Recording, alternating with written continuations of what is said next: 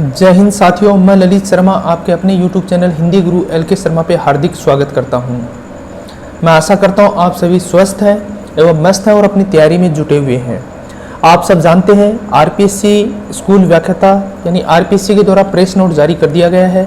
First grade के लिए exam कब होनी है और सेकंड ग्रेड की कब होनी है, और संस्कृत विभाग की भी फर्स्ट और सेकंड ग्रेड की दोनों की एग्ज़ाम तिथियाँ वो प्रेस नोट के माध्यम से जारी कर दी गई है।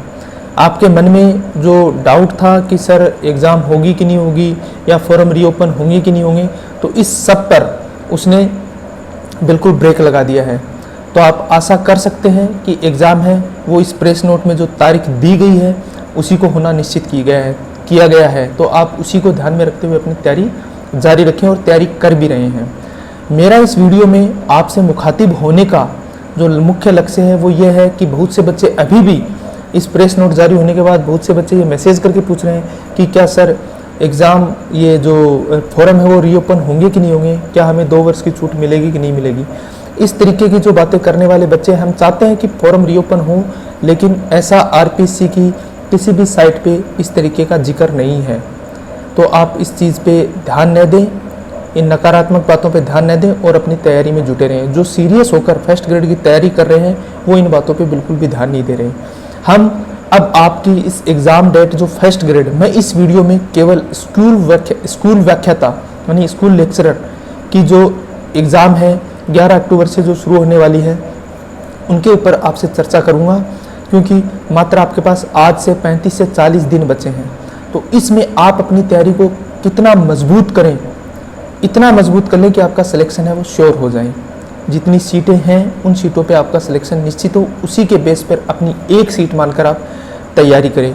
उस तैयारी को आप किस तरीके से मुख्य धारा में शामिल कर सकते हैं, मैं केवल उसी विषय पे चर्चा करूंगा। इस वीडियो को ज़्यादा बड़ा न करते हुए मैं अपनी चंद पंक्तियों से इस वीडियो की शुरुआत करता हूँ, क्योंकि हमने अपने मन में ये मान लिया है, ठान लिया है कि मुझे फर्स्ट ग्रेड यानी स्कूल लेक्चरर बनना है, चाहे वो किसी भी विषय से आप तैयारी कर रहे हैं। फिर हम अपने इस वीडियो की विषय में हम चर्चा करेंगे। तो वो पंक्तियाँ ये हैं कि जब आँखों में अरमान लिया, मंजिल को अपना मान लिया, फिर मुश्किल क्या आसान क्या, बस ठान लिया तो ठान लिया। तो वैसे ही आप लोग भी अपने दिल और दिमाग में ये बात बैठा लो कि मुझे स्कूल लेक्चरर बनना है। अब चर्चा करते हैं इस वीडियो में हम किन किन बिंदुओं पर चर्चा करेंगे। सबसे पहले हम चर्चा करेंगे कि इस बार RPSC के द्वारा जो 40% का ईच पेपर में जो हर्डल हमारे सामने रखा गया है, ये बहुत से बच्चों को कंफ्यूज कर रहा है। कुछ बच्चे पूछ रहे हैं कि सर क्या हिंदी में हम 70% ले आ रहे, इसमें GK में ना आए, तो ऐसा नहीं है। ईच पेपर में 40% लाने कंपलसरी है, तो आप घबराए नहीं।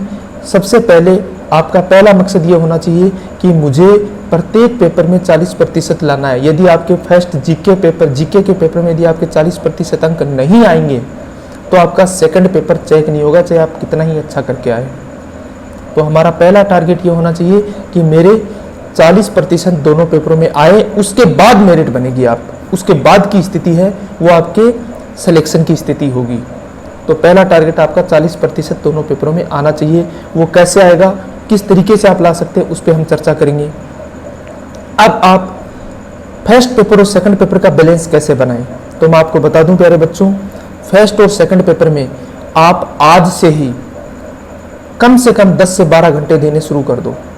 फर्स्ट पेपर को लगभग 4 से 5 घंटे और सेकंड पेपर को 6 से 7 घंटे देना शुरू कर दो। ये 35 से 40 दिनों में आराम से यदि आप दे दोगे तो आपका सिलेक्शन निश्चित है।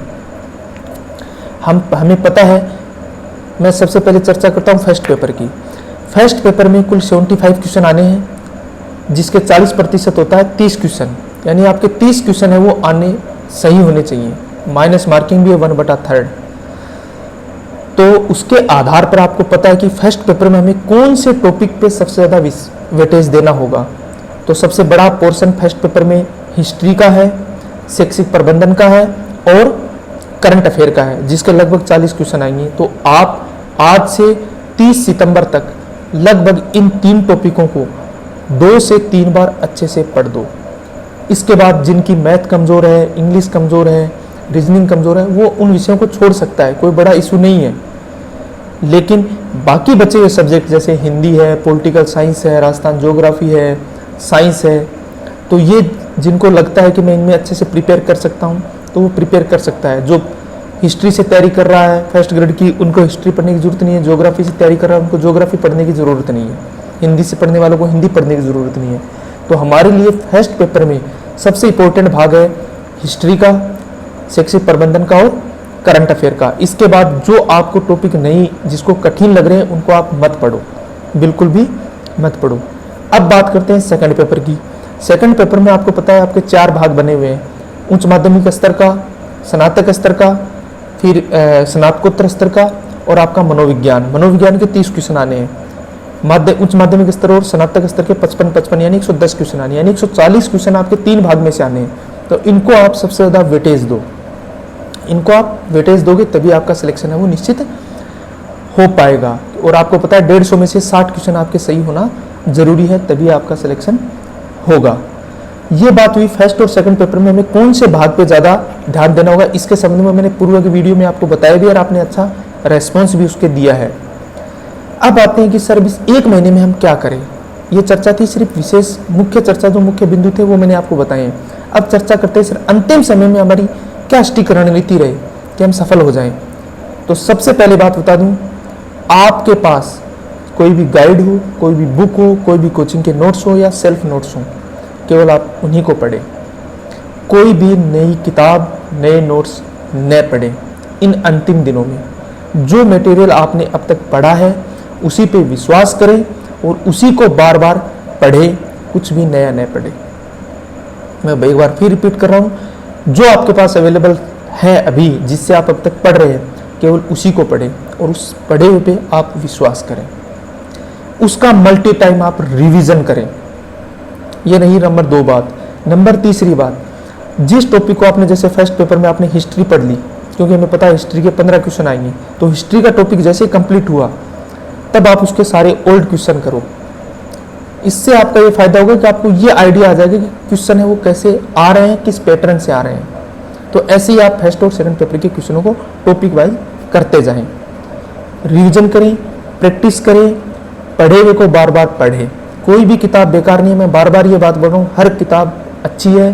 80 से 85% प्रत्येक किताब में से क्वेश्चन आ जाता है। शर्त यह कि आप उसको कितना अच्छे से पढ़ते हो। अंडरलाइन करना, ये नहीं कि मैं पहली लाइन से पढ़ा और 20 पन्ने पढ़ दिए। सिर्फ अंडरलाइन करने से याद नहीं होती किताब, उसको आत्मसात करना पड़ता है, तब वो जाके याद होती है। ये भी बता दिया मैंने, कुछ नया नहीं पढ़ना है। दूसरी चीज, नकारात्मक खबरों से दूर रहें। नेगेटिव जो न्यूज़ है फैली रहती है उनसे आप बचें। अनावश्यक आप इधर उधर अपना ध्यान न भटकाएं और आप अपनी तैयारी को इस लेवल पे ले आएं। फॉर्म रीओपन होंगे या नहीं होंगे वो मैटर अलग है।